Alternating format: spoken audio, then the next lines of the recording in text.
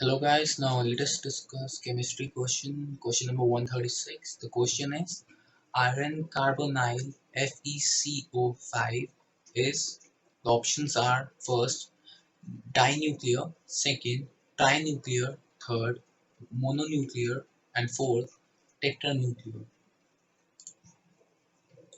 So the correct option is mononuclear, because in FeCO whole 5, one Fe atom is surrounded by 5 CO ligands. So one Fe atom in the FeCO whole 5 is surrounded by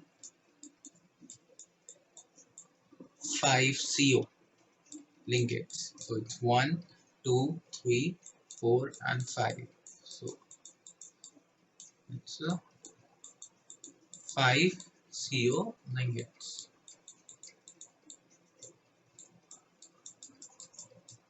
Okay, so actually mononuclear complexes are those complexes in which one metal atom slash ion is surrounded by ligands, and here FeCO3 follows that. So the correct option is 3, mononuclear.